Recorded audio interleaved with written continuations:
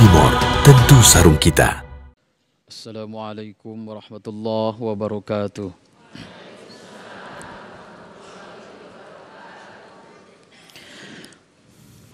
أعوذ بالله من الشيطان الرجيم.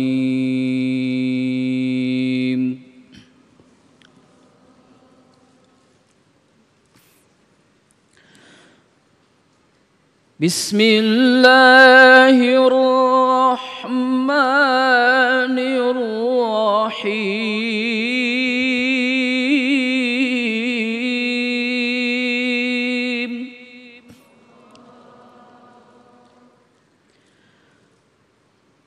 وسارعوا إلى مغفرة من ربكم وجنة عرضها السماوات والأرض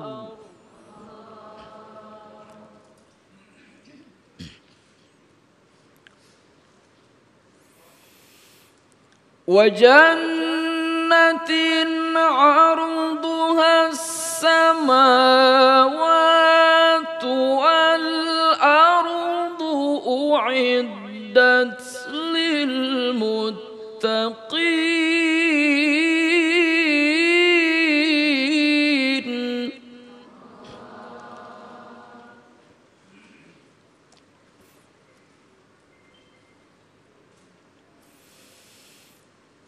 الذين ينفقون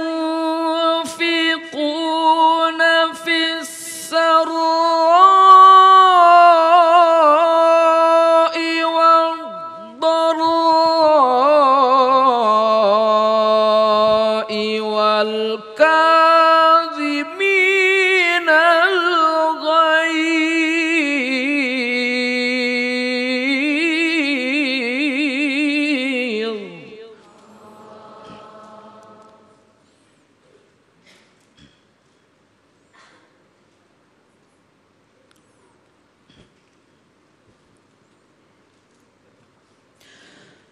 والكاظمين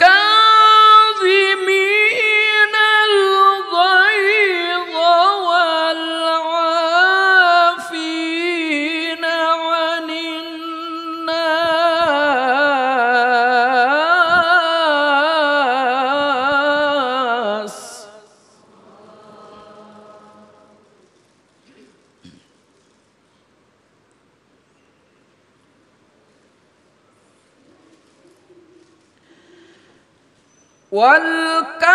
والكاظمين الغيظ والعافين عن الناس والله يحب المحسنين.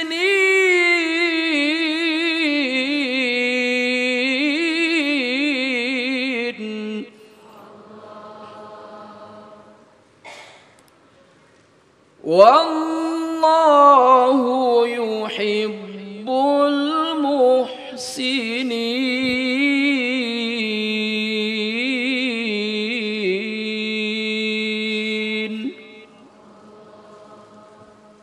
صدق الله العظيم. والسلام عليكم warahmatullahi wabarakatuh. Bismillahirrahmanirrahim. Assalamualaikum warahmatullahi wabarakatuh. Alhamdulillahirrahmanirrahim pemirsa, kita dapat dipertemukan kembali dalam Majelis Ilmu Damai Indonesiaku. Dan pemirsa, hari ini kami bersiaran langsung dari Masjid At-Taqwa, Jalan Gria Bukit Jaya, Gunung Putri Bogor, Kabupaten Jawa Barat. Dan pemirsa, marah merupakan suatu luapan emosi yang mungkin kadang-kadang terasa sulit untuk dikendalikan. Lalu bagaimana marah dalam pandangan Islam dan marah seperti apa yang diperbolehkan? Hari ini Damai Indonesiaku akan membahasnya dengan mengangkat satu tema yang sangat menarik, yaitu meredam amarah, menggapai ridhonya. Saya, Sabrina Raisa, hari ini tidak sendiri, tentunya ditemani oleh sahabat saya Mas Agung yang akan menyapa para guru-guru kita yang sudah siap untuk berbagi ilmu. Silakan Mas Agung. Baik, terima kasih Syasha. Bismillahirrahmanirrahim. Assalamualaikum warahmatullahi wabarakatuh. Alhamdulillahirabbil alamin. Allahumma shalli ala sayyidina Muhammad wa ala ali sayyidina Muhammad. Kita bersyukur dipertemukan kembali dalam majelis ilmu Damai Nusaku, dan dalam kesempatan kali ini kita akan mengangkat tema yang sangat menarik sekali, seperti apa marah yang dilarang dan marah yang diperbolehkan dalam dinullah Islam. Telah hadir bersama guru-guru kita yang insya Allah nanti akan berbagi ilmu dan nasihat kepada kita, Ustadz Asep Anom, Kiai Haji Haris Hakam, dan Ustazah Nur Fadlina, yang tentunya masih bersama kami Damai Nusaku yang dipersembahkan oleh Sarung Wadimor, tentu sarung kita. Selamat mengikuti. Assalamualaikum warahmatullahi wabarakatuh.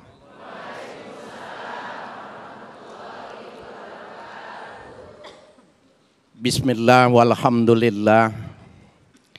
Wassalatu wassalamu ala rasulillah. Sayyidina Muhammad ibn Abdullah wa alihi wa sahbihi wa mawala. La hawla wa la quwata illa billah, amma ba'du. Para alim ulama yang hadir, kami semua menyampaikan salam takzim, begitupun juga para ustazat yang ada hadir pada Masjid At-Taqwa Bukit Gria Jaya, Bogor. Mudah-mudahan panjang umur, sehat walafiat. Hadir bersama kita Al-Mukarram Ustadz Asep Anom, Adinda Ustazah Hajjah Nur Fadlina, host kita yang luar biasa Mas Agung Izzul Haq. Hadirin hadirat jamaah dimanapun Anda berada yang menyaksikan Damai Indonesiaku. Kalau kita ingin memahami marah, maka kita harus buat komparasi, buat perbandingan. Ibu emas disebut mahal ketika dia bisa dibedakan dengan loyang. Apa sih bedanya loyang? Apa sih yang bedanya logam dengan emas itu? Ketika dibakar. Dibakar, ditempa, dibentuk, maka ternyata pamor emas tidak dimiliki oleh loyang-loyang yang lain. Siapa sih orang Islam yang paling bagus di antara kita? Apakah yang berdiri, apa yang disebut ustadz ustazah? Bukan. Orang yang ketika dibakar dia tidak sirna. Ketika dia diuji dengan marah, maka dia tidak kalah dengan marah itu. Kenapa perbandingannya semacam itu? Karena di dalam salah satu hadis Nabi Shallallahu Alaihi Wasallam, beliau mengilustrasikan al-ghadabu, ya, al-ghadabu minasyaitan, wa syaitanu khuliqa minan nar. Marah itu bersumber dari setan, dan setan itu diciptakannya dari api. Wa tudfa'uhu bilma. Kalau mau memadamkan api, kata Nabi, pakai air. Ibu marah, wudu, insya Allah reda. Nah, apa yang dimaksud dengan setan? Setan itu bukannya jurig. Nyaho teh ya jurig. Kahartos yang jurig bagian dari setan, tapi dia bukan satu-satunya. Ulama tafsir mengatakan asyaitanu ismun likulli arimin minal jinni wal ins wal hayawanat. Setan itu setiap sesuatu, makhluk apa saja yang actionnya itu merusak. Minal jinni dari bangsa jin, wal jinni dari bangsa jin, wal hayawanat, dan dari makhluk-makhluk yang hidup. Nah, Bapak Ibu sekalian yang berbahagia, ketika virus COVID-19 itu ada, itu setan dalam bentuk hayawanat. Maka disuruhnya istinsyak, masukkan air ke lubang hidung setiap hari, maka dia terhindar. Apa kaitannya marah? Marah itu ibu sekalian ada yang disebut dengan hormon. Hormon itu dia tergantung yang mempengaruhinya. Jadi hormon itu bisa dipengaruhi dan mempengaruhinya. Kita coba nih. Ibu kalau sekarang saya kasih duit, saya kasih pertanyaan mudah, saya kasih 10 juta, seneng gak? Ibu baru ngomong seneng aja itu hormonnya udah naik. Muka ibu merah langsung. Oke. Itu namanya hormon kebahagiaan. Kalau sekarang nih, ibu pulang nyampe di rumah suaminya dikabarin, teh suami tete goncengan sama cewek, marah nggak? Padahal dia naik ojek. Ojeknya perempuan. Tetapi hormon itu akan langsung secara otomatis memberi respon. Nah, itu termasuk setan. Jadi setan itu tidak mesti maknanya yang di tempat gelap. Bisa berupa manusia, bisa berupa bangsa jin, bisa berupa makhluk. Nah, al-hayawanat itu maknanya diperluas lagi interpretasinya. Segala komponen dalam kehidupan kita yang bisa mempengaruhi kehidupan itu yang disebut dengan al-hayawanat, makhluk hidup. Nah, bagaimana caranya kalau orang sedang marah? Tadi sudah di prolognya sudah diantarkan. Orang biasanya kalau marah itu sebabnya tidak dihargai. Orang marah kalau dia ada hak asasinya terlanggar. Dia diambil kepemilikannya. Banyak hal-hal yang menyebabkan orang itu bisa marah. Padahal kalau orang bisa marah, Bapak bisa marah dan dia bisa mengatasinya, dialah yang disebut dengan loyang emas. Dibakar, ditempa, tetapi dia pamornya luar biasa, harganya mahal. Bapak Ibu sekalian, para pemirsa dimanapun Anda berada. Saking hebatnya menahan marah ini, Bapak Ibu sekalian. Tadi saya ngadep ke kanan, saya ngadep kiri. Bapak, kenapa madep ke kiri? Ini bagian yang nggak enak buat bapak-bapak. Bapak, Allah Subhanahu wa taala mengatakan, wa imma yanzaghannaka minasyaitani nazghun fasta'iz billah innahu samiun alim. Terkadang Bapak, kita semua, Bapak Ibu akan dicoba, diuji oleh setan. Itu tadi hormonnya dipermainkan oleh penglihatan, oleh pendengaran, oleh hak asasi, oleh kehormatan, oleh kemanusiaan. Bagaimana Allah mengajarkan kepada nabinya, fasta'iz billah. Berlindunglah kepada Allah. Jadi Bapak Ibu kalau marah, a'udzubillahi minasyaitonir rajim.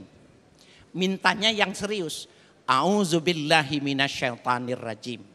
Maka itu bisa meredahkan. Kalau seandainya kita sudah ta'awuz masih belum juga, maka kita disuruhnya berwudu tadi. Kalau berwudu masih belum bisa juga, disuruh sholat. Bapak, kalau istri Bapak marah, sudah wudu masih marah, sudah sholat masih marah, kasih duit. Kenapa? Hormonnya ketinggian Pak itu. Kira-kira ibu kalau lagi marah dikasih duit reda nggak? Nggak usah dijawab, saya udah tahu. Bapak Ibu sekalian yang berbahagia. Nah, ada seorang sahabat datang kepada Nabi bahwa dia minta nasihat. Dan ini orang ini minta nasihatnya, kalau saya marah mungkin. Dia minta nasihat ya kepada Rasulullah. Ausini bi kalimatin. Ya Rasulullah, aku minta nasihat tapi kalimatnya satu kalimat aja. Enggak senang panjang-panjang. Maka Nabi mengatakan la taghdab walakal jannah. Jangan kau marah, maka sesungguhnya kau layak untuk mendapatkan sorga. Insya Allah nanti kita akan diteruskan oleh yang lain. Baik, terima kasih Kiai. Itulah tadi pemirsa yang dirahmati Allah, sebuah nasihat yang mengingatkan kembali kepada kita betapa manusia ini selama berada di dunia tetap saja dititipkan sifat marah yang bisa jadi karena setan atau kita sendiri yang menjadi setan. Lantas bagaimanakah marah yang diperbolehkan dan marah yang dilarang? Insya Allah Kiai Asep Anom akan membahasnya selepas pesan-pesan berikut ini. Tetaplah bersama kami, Damai Indonesiaku.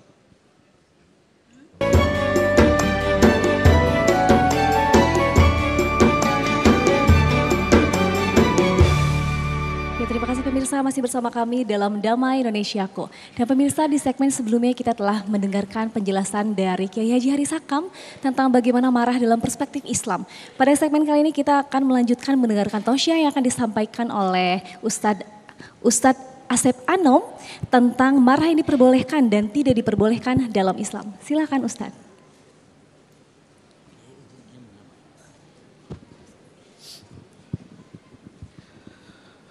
Assalamualaikum warahmatullahi wabarakatuh.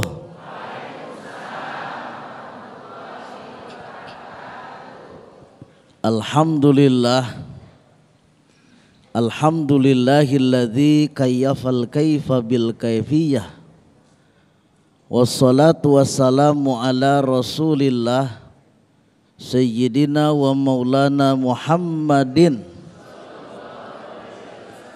Muhammad ibn Abdillah wa ala alihi wa sahbihi wa mawalah, amma ba'd. Al-mukarramun, para ulama, para kiai, para habaib, wabil khusus guru kita yang tadi sudah menyampaikan ilmunya kepada kita, Al-Mukarram Kiai Haji Haris Hakam, Masya Allah. Dan juga ustadzah kita, Ustadzah Nur Fadlina. Dan juga host kita Al-Ustadz Agung Izul Haq. Pemirsa TV One dimanapun berada, tak lupa seluruh jamaah dari Masjid At-Taqwa yang seluruhnya saya cintai, Allah muliakan. Wabil khusus lagi sedang menonton kita acara damai keluarga besar Kanwil Kemenag Provinsi Jawa Barat, dipimpin langsung oleh Bapak Kakanwil. Alhamdulillah. Bu, Ibu, Abdullah bin Amr pernah bertanya kepada baginda Nabi, ya Rasulullah, bagaimana caranya supaya saya terhindar dari kemurkaan Allah? Kata baginda Nabi, kendalikan amarahmu. Ibu bapak tahu siapa yang paling jago? Apakah orang yang badannya kekar atau wajahnya sangar, ngomongnya kas, sekali pukul langsung tep? Apa begitu orang yang jago? Bukan, kata Nabi. Orang yang jago itu alladzi yamliku nafsahu indal ghadab, yaitu orang yang jago mengendalikan amarahnya. Itu orang yang jago. Tapi kata Mas Agung tadi, tidak semua marah itu jelek. Ada juga marah yang baik. Maka hukum marah itu ada 5. 1, wajib. Yang kedua, sunat. Yang ketiga, mubah. Yang keempat, makruh. Yang kelima, haram. Lo ada marah yang wajib? Ada. Contohnya seperti apa? Kalau maksiat di depan mata, wajib kita marah.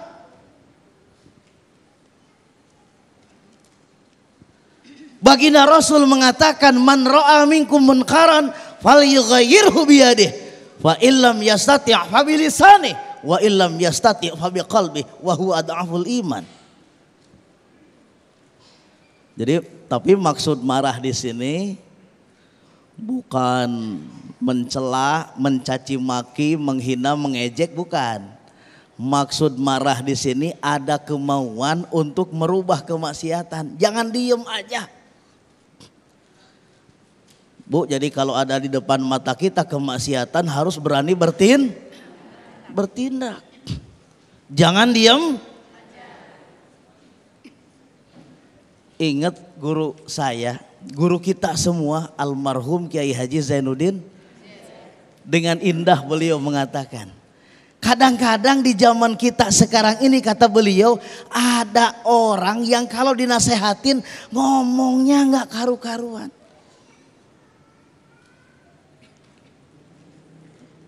kenapa lu usil gitu kan.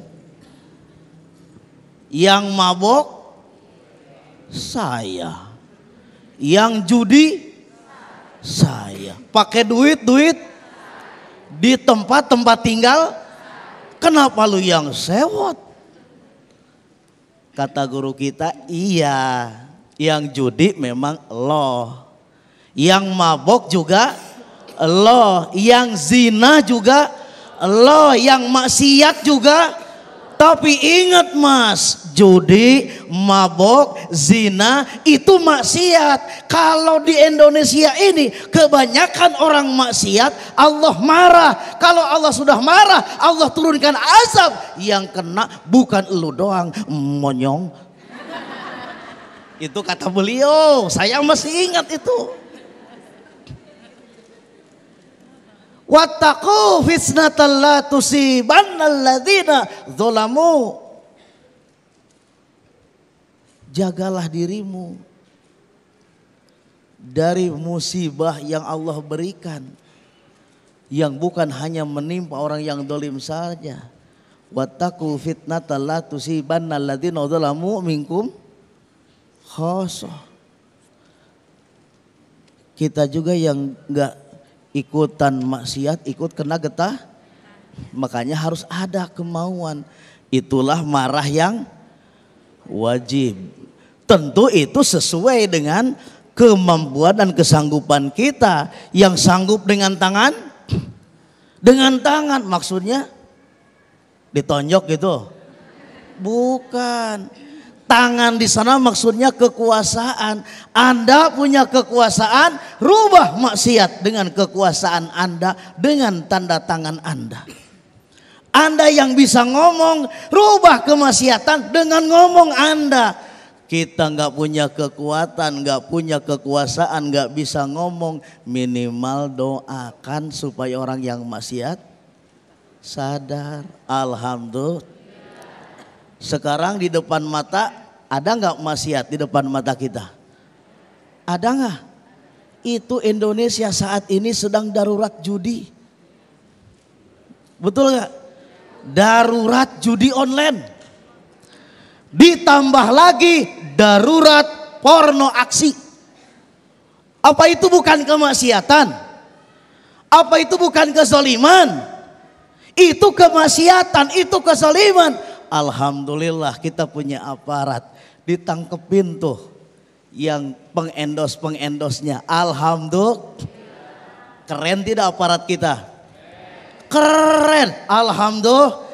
Tapi akan jauh lebih keren lagi, bukan hanya yang endosnya yang ditangkap, bukan hanya yang menyebarkannya yang ditangkap, pelakunya tangkap, tutup situs-situsnya. Insya Allah kita masyarakat Indonesia terhindar dari judi online, berkah bangsa kita. Alhamdulillah. Tuh satu, wajib marah. Yang kedua ada marah yang sunat. Yang kayak gimana tuh marah yang sunat? Rasulullah pernah menegur seorang imam yang lama dia jadi imam, bacaannya padahal jamaahnya nggak suka. Kan Rasulullah nggak begitu. Kalau Rasul itu jadi imam sedikit. Alhamdulillah. Makanya kalau jadi imam jangan lama. Aduh, masih ada 3 lagi. Tapi Mas Agung sudah berdiri. Artinya saya harus duduk. Terima kasih, mohon maaf. Mohon maaf Kiai, tapi insya Allah nanti kita lanjutkan di segmentasi tanya jawab. Dan di segmen berikutnya nanti Ustazah Nur Fadlina akan membahas tentang balasan bagi orang-orang yang mampu menahan amarah. Tetaplah bersama kami Damai Indonesia yang dipersembahkan oleh Sarung Wadimor, tentu sarung kita.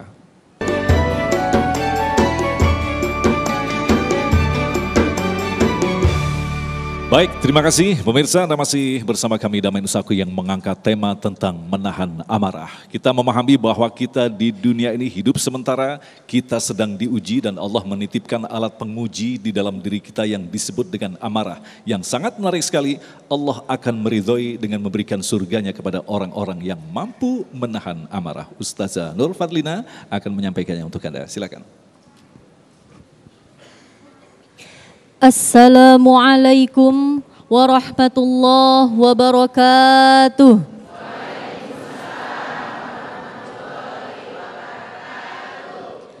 Alhamdulillahilladzi qad hadana bil iman. Wassalatu wassalamu ala afdalil insan wa ala alihi wa ashabihi wa man tabi'ahu bil ihsan. Amma ba'du. Allahumma salli ala sayyidina Muhammad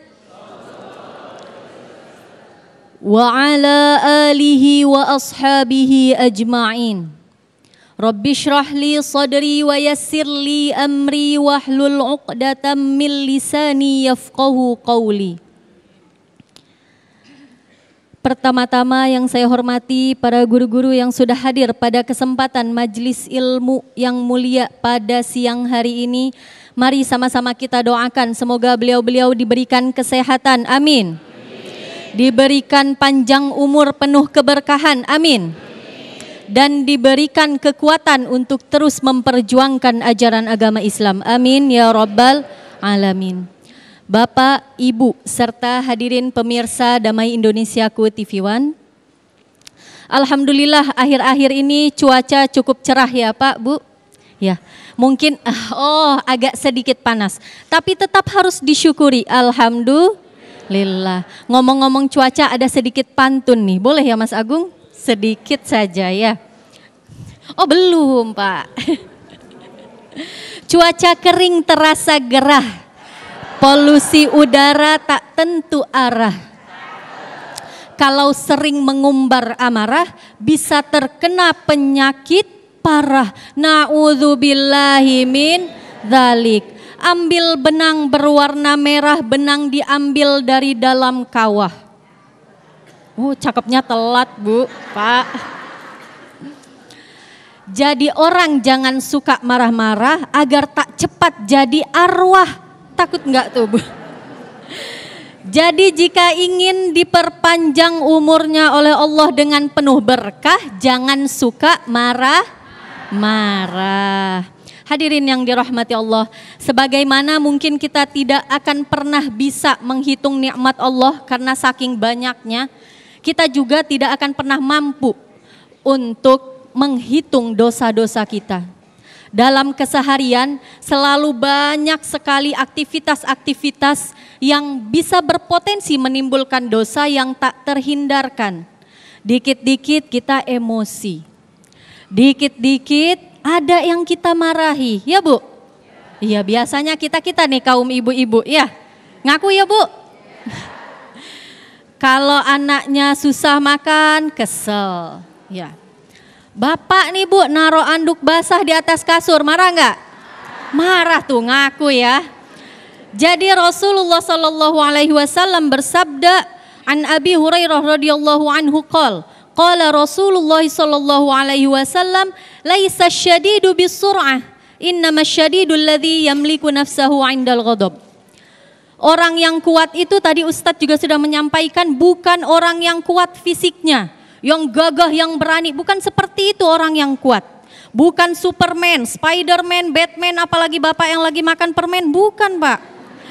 Tapi orang yang kuat itu adalah orang yang mampu menahan, mengendalikan dirinya ketika sedang marah. Cara terbaik untuk menjalani hidup dengan tenang itu adalah berusaha setiap harinya untuk dapat mengendalikan diri ketika marah dan tidak terpicu ketika ada hal-hal yang bikin emosi. Rasulullah sudah memberikan tuntunan, jika kita marah yang pertama tadi berwudu atau kita cukup diam. Ada yang marah, diam. Kalau kita marah silakan diam. Bisa pakai metode kupu-kupu, dipuk-puk aja diri sendiri sambil istighfar, astagfirullah, astagfirullah. Bisa juga hembus nafas, tarik nafas, hembus, tarik nafas lagi, hembus, tarik nafas lagi, udah cukup Bu, takut berhembus dari belakang. Hadirin yang dirahmati Allah, dalam Islam marah itu perlu dikendalikan. Marah itu perlu dikendalikan. Tidak boleh ada marah yang meluap-luap, marah yang keterlaluan sampai mencaci maki, sampai ada perbuatan yang negatif. Karena itu nantinya bukan hanya merusak diri sendiri, bukan hanya merusak secara psikis, merusak secara fisik, tapi juga ternyata berpotensi merusak komunikasi, merusak hubungan kita antar sesama manusia. Sebagaimana dalam firman Allah, Quran Surah Ali Imran ayat 133 sampai 134. A'udzubillahi minasyaitonirrajim. Bismillahirrahmanirrahim. Wasari'u ila maghfiratin min rabbikum wa jannatin 'arduhas samawati wal ard. U'iddat lil muttaqina alladzina yunfiquna fis sarra'i wad dharra wal kazimina al ghaiza wal 'afina 'anil nas wallahu yuhibbul muhsinin. Al-ayah. Dikatakan dalam firman Allah tersebut, jannah u'iddat lil muttaqin. Surganya Allah siapkan bagi orang yang bertakwa, bagi orang yang bertakwa. Ciri-cirinya, kriterianya seperti apa Bapak Ibu? Ciri-ciri dan kriteria orang yang bertakwa yang Allah siapkan surga. Yang pertama, alladzina yunfiquna fis sarra'i wad dharra. Orang yang berinfak, yang menginfakkan hartanya, yang bersedekah di waktu lapang maupun di waktu sempit.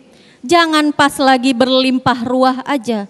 Pas lagi sempit pun ikhlaskan untuk bersedekah. Semakin tinggi semangat memberi, semakin kepedulian sosial kita pun akan tinggi. Dan itu akan menimbulkan sikap ikhlas. Yang kedua, inti pada hari ini adalah wal kaziminal ghaiz. Orang yang dapat menahan amarahnya. Profesor Dr. Quraisy Shihab menjelaskan bahwa al-kazimin yang berarti atau bermakna penuh dan tertutup dengan rapat. Seperti air yang ada dalam suatu wadah ditutup dengan rapat, jangan sampai tumpah. Jangan sampai tumpah itu amarah dalam bentuk kata-kata, apalagi dalam bentuk perbuatan. Syekh Wahbah Az-Zuhaili juga menjelaskan bahwa al-kaziminal ghaiz itu berarti menahan amarah dengan sabar dan tidak menampakkannya. Sesuai kemampuan kita tidak menampakkannya dalam bentuk kata-kata dan juga dalam bentuk perbuatan. Jadi al-kaziminal ghaiz, orang yang bisa menahan amarah yang boleh masuk ke syurganya Allah adalah orang yang kalau marah diem. Ya Pak Bu, diem aja. Diam, ditahan sendiri, disimpan sendiri di dalam hati, disembunyikan rasa marahnya sampai tidak ada satu orang pun yang tahu kalau kita sedang marah. Tidak ada kata-kata dan perbuatan yang keluar ketika kita sedang marah. Bisa ya Pak, Bu? Ya kita latihan ya setiap hari insya Allah. Yang ketiga, wal'afina 'anin nas, yaitu saling memaafkan sesama manusia. Jadi tidak ada dendam. Maafkan, lupakan, lalu lapang dada kita. Wallahu yuhibbul muhsinin, Allah menyukai orang-orang yang berbuat kebaikan. Hadirin yang dirahmati Allah, cara terbaik dalam meredam amarah adalah dengan cara mudah memberi maaf. Jadi latih terus diri kita untuk mudah memaafkan orang lain. Karena memaafkan itu tidak mudah, maka Allah tadi menjanjikan syurganya bagi orang yang bertakwa yang dapat meredam amarah. Semoga Allah mudahkan kita semua. Amin ya Rabbal alamin. Sedikit pantun terakhir Mas Agung, boleh ya? Silakan. Pohon meranti berdaun merah, baru ditanam oleh Pak Lurah. Tenangkan hati, kontrol amarah, agar wajah selalu cerah. Wassalamualaikum warahmatullahi wabarakatuh. Waalaikumsalam warahmatullahi. Karena temanya marah, maka belakangnya ah. Nah, saya juga akan tutup dengan pantun. Siang ini terasa gerah, semua wajah jadi memerah. Daripada marah-marah, mendingan nonton Dame Indonesiaku. Ah. Sasa, Ya, silakan. terima kasih Mas Agung, pantun yang luar biasa Mas Agung. Dan pemirsa, kita sudah ada jamaah yang ingin bertanya. Assalamualaikum, dengan Ibu siapa Ibu? Waalaikumsalam, nama saya Resi Madia. Ibu Resi Madia, mangga silakan disampaikan pertanyaannya Bu. Yang ingin saya sampaikan Pak Ustazah atau Ustadz hari ini adalah bagaimana sebaiknya menghadapi orang yang marah supaya segera teredam amarahnya. Terima kasih. Masya Allah, luar biasa pertanyaannya. Dan pemirsa, kita akan segera mendengarkan jawabannya dari para guru-guru kita di segmen selanjutnya. Jangan kemana-mana, tetap bersama kami dalam Damai Indonesiaku.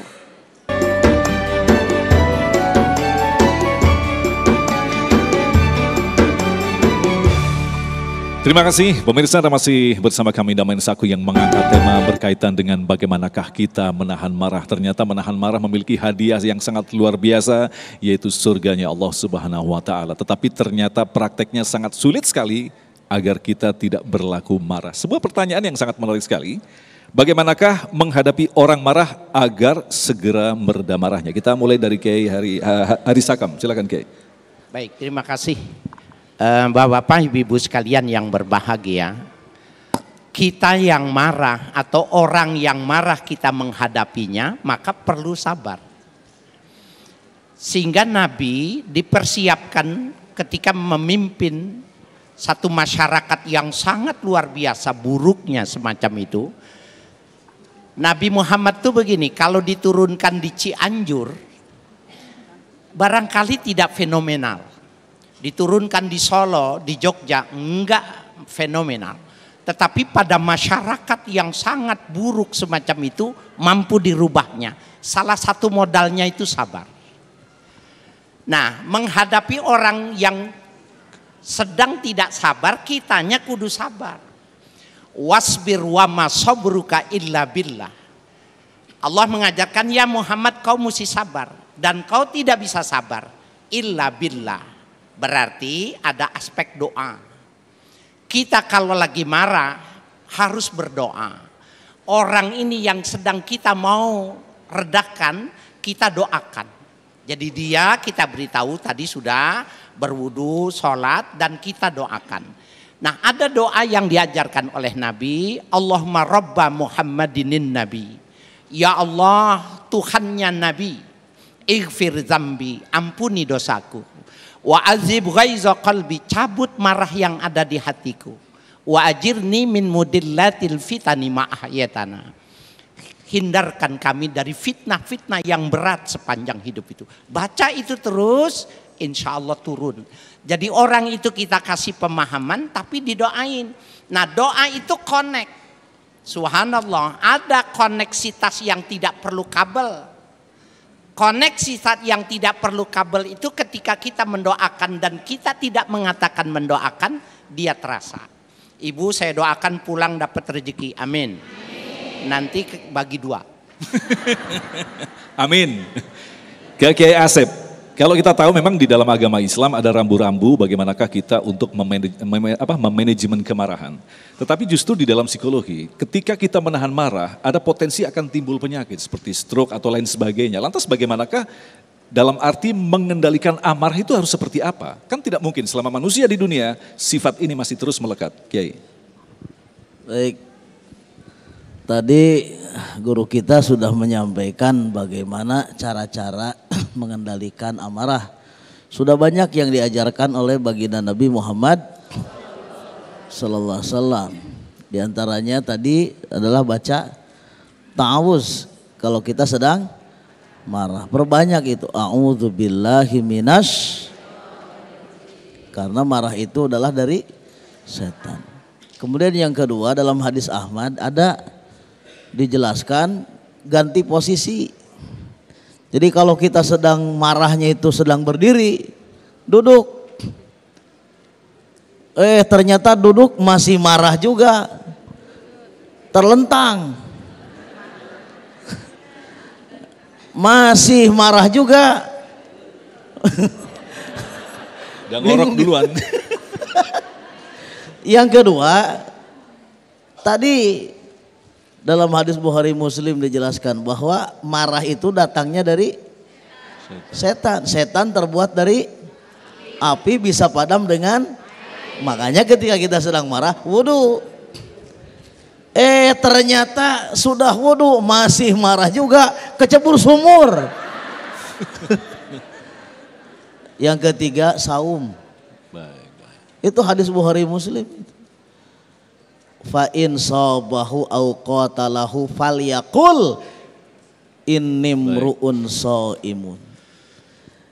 Gitu kan kata Nabi. Jadi saumlah, rajin saum. Kalau saum masih marah? Saum masih marah juga. Banyak zikir. Sahadat lagi berarti ya. Kalau saumnya masih marah, sahat lagi. Baik, terima kasih. Kiai, masih ada satu pertanyaan. Silakan, Syasha. Ya, terima kasih Mas Agung. Dan selanjutnya ada penanya di sebelah saya. Assalamualaikum, dengan Bapak siapa Pak? Dipakai mic-nya? Mic-nya dipakai? Nama saya Gusmito. Bapak Gusmito. Ya, silakan disampaikan pertanyaannya Pak. Agak keras, agak keras. Assalamualaikum warahmatullahi wabarakatuh. Saya ada dua pertanyaan buat Bapak Kiai dan Ustazah. Pertama, apa saja batasan marah dalam Islam? Misalnya orang tua marah kepada anaknya ketika menyuruh kebaikan, contoh untuk sholat. Dalam hal ini anak kita masih main-main, kita tegur dengan marah. Padahal ungkapan marah itu adalah tanda sayang kita kepada anak. Pertanyaan yang kedua, apakah ada riwayat atau contoh dari Kanjeng Nabi besar Muhammad SAW yang secara langsung beliau mencontohkan dengan sikapnya untuk marah maupun untuk tidak marah ketika ada seseorang yang berbuat gaduh maupun mengotori masjid? Terima kasih. Wassalamualaikum warahmatullahi wabarakatuh. Waalaikumsalam warahmatullahi wabarakatuh. Terima kasih pertanyaannya Bapak, luar biasa. Mungkin bisa dijawab oleh Ustazah Lina. Silakan. Terima kasih Bapak atas pertanyaannya, izin menjawab pada guru-guru. Jadi kalau ada orang marah, tadi udah banyak tipsnya ya. Dari baginda Rasulullah juga sudah banyak mencontohkan. Nah kalau dari saya sedikit menambahkan, mungkin bisa kita slow dulu Bu, kalau bahasa anak milenial sekarang. Diamkan dulu sejenak, dipaus dulu. Nah tuh kata bapaknya, dipaus dulu. Kalau lagi berinteraksi baik sama anak, baik sama orang tua, baik sama pasangan, dipaus dulu, diamkan dulu sejenak biar amarahnya sedikit mereda. Sudah diberikan saran-saran tadi untuk berwudu, untuk berganti posisi. Kemudian setelah sedikit mereda baru diajak berkomunikasi. Jadi tidak bisa orang marah langsung kita balas marah. Orang marah langsung kita sabar-sabar, tenang. Gak akan Bu, Pak. Pasti tetap berkobar rasa amarahnya.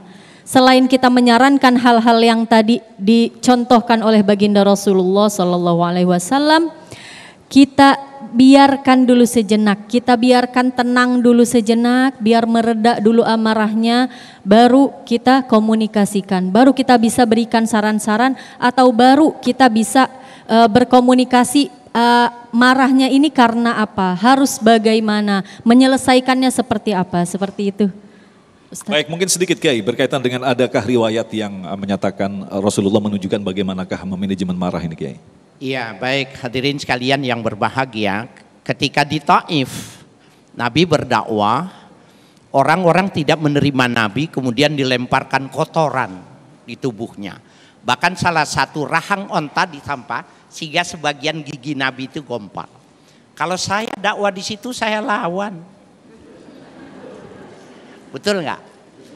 Tapi Nabi enggak. Nah, tadi sudah dikatakan idza ghadaba ahadukum falyaskut.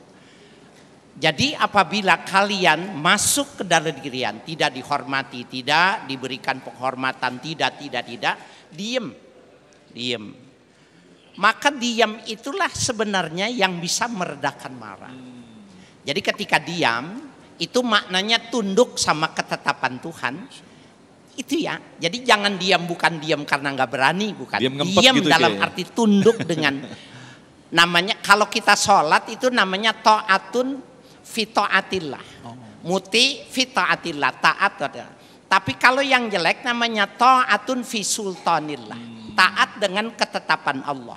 Nunduk diam itu ibadah. Jadi bukannya diam itu tidak takut, tidak berani, takut, bukan. Dia beribadah dengan diam, maka dia akan reda. Baik, terima kasih Kiai dan pemirsa. Di segmen kelima nanti kita akan saksikan sebuah tayangan dengan tema donasi barang. Kita akan saksikan bersama dan kita akan mengambil ibroh dari tayangan yang segera kita saksikan selepas pesan-pesan berikut ini. Damai Indonesiaku.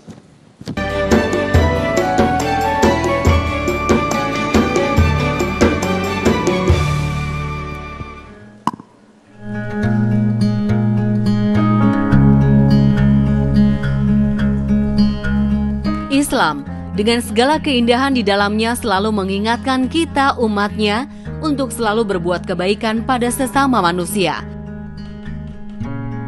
Saling berbagi dengan sesama ialah salah satu amalan yang memiliki pahala besar. Sedekah bisa kita lakukan dengan beragam cara sesuai dengan kondisi, potensi, dan kemampuan yang kita miliki. Begitu banyak macam sedekah dalam Islam yang sering kita jumpai, yaitu sedekah berupa uang. Namun kenyataannya, sedekah tak harus selalu menggunakan uang, bisa juga menggunakan barang. Barang apapun yang dibutuhkan dan masih layak pakai bisa disedekahkan, seperti baju, sepatu, bahkan alat-alat elektronik. Kini sudah banyak tempat donasi barang yang bersedia menampung barang layak pakai, yang nantinya barang-barang tersebut akan didonasikan ke pihak lain yang membutuhkan. Seperti yang dilakukan Ade Rahmat, terinspirasi dari kegiatannya dulu sebagai penggalang dana.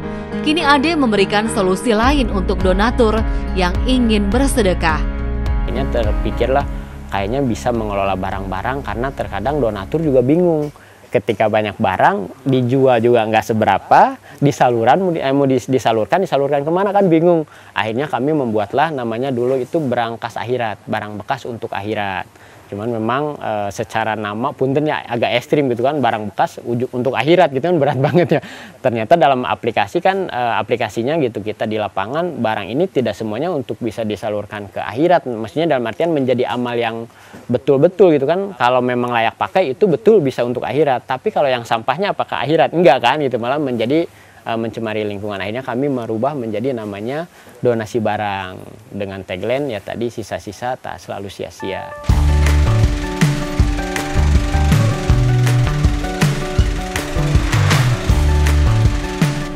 Terus kemudian bicara tentang sampah, sampah itu sendiri kami olah menjadi sesuatu hal yang bisa dimanfaatkan kembali. Salah satunya adalah menjadi sebuah keset yang dibuatkan oleh anak-anak autis.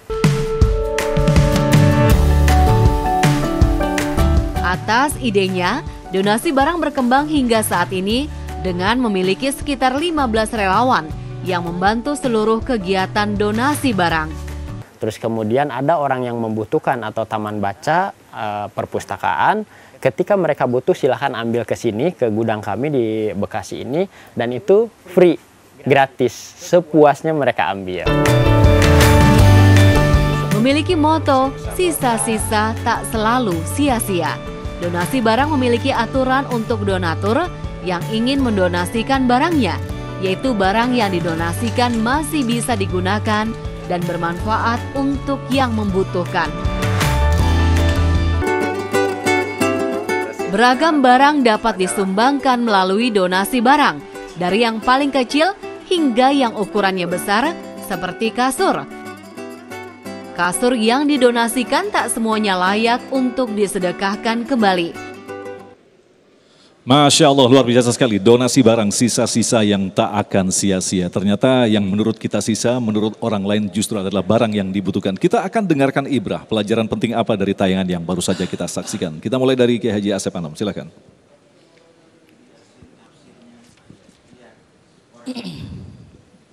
Jadi kalau untuk bersedekah, kita bisa lewat apa saja.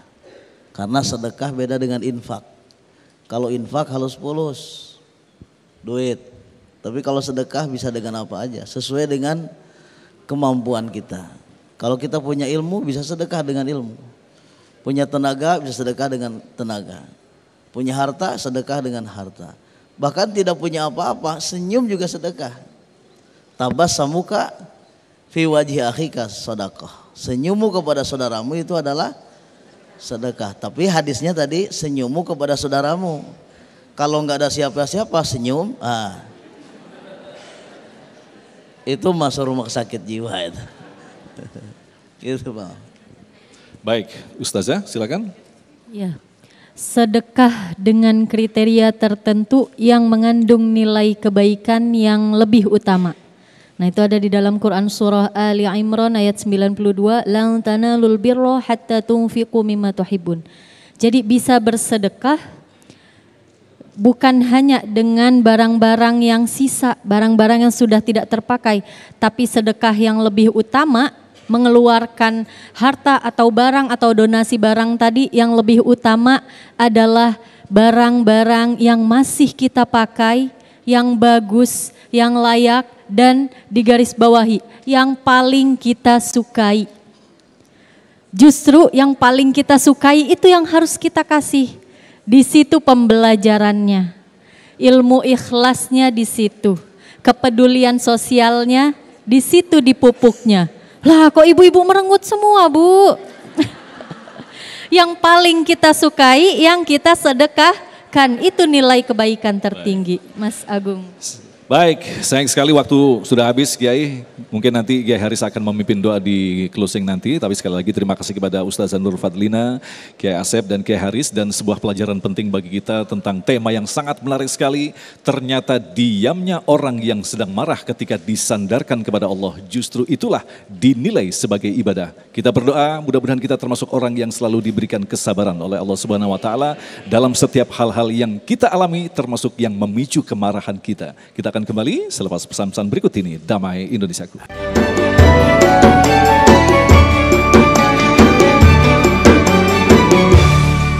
Terima kasih pemirsa, masih bersama kami dalam Damai Indonesiaku. Dan tadi adalah tausiah yang disampaikan oleh guru-guru kita, luar biasa sekali Mas Agung. Tentang marah, mudah-mudahan kita dapat menjadi orang yang lebih baik lagi takwa imannya dengan dapat mengendalikan marah. Baik, mudah-mudahan kita akan menyampaikan ilmu yang baru saja kita dengarkan tadi akan menjadi panduan bagi kita ketika rasa marah mulai menyusup di dalam jiwa kita. Kita akan berpamitan terlebih dahulu. Silakan saja. Ya, akhir kata saya Sabrina Raisa. Dan saya Agung Sulhak, mewakili kerabat kerja yang bertugas serta pendukung acara ini Sarung Wadimor. Tentu Sarung kita mengucapkan terima kasih atas perhatian Anda. Sampai jumpa minggu depan. Wassalamualaikum warahmatullahi wabarakatuh. Hadirin hadirat yang berbahagia, kita berdoa dan saya akan mengulang doa yang tadi diajarkan oleh Nabi. Bismillahirrahmanirrahim. Alhamdulillahirabbil alamin. Allahumma salli ala nabiyina Muhammadin wa alihi washabihi ajmain. Allahumma rabba Muhammadinin nabi ighfir zunubana wa azhib ghaiza qulubina wa ajirna min mudillatil fitani ma ahyaytana. Allahumma rabba Muhammadinin nabi, wahai Tuhan Nabi Muhammad sallallahu alaihi wasallam, ighfir zunubana, hapuskan dosa-dosa kami, wa azhib ghaiza qulubina, cabut marah yang ada dalam hati kami semua. Wa ajirna min mudillatil fitani ma ahyaytana, lindungi kami dari cobaan, dari fitnah yang kami berat untuk menanggungnya sepanjang hidup kami. Allahumma ja'alna minal ladzina yastami'unal qaula fayattabi'una ahsana. Ya Allah, jadikanlah kami orang-orang yang pandai mendengar kebaikan dan kami mampu melaksanakannya. Rabbana atina fid dunya hasanah wa fil akhirati hasanah wa qina azabannar. Sallallahu ala nabiyina Muhammadin wa alihi wa sahbihi walhamdulillahi rabbil alamin.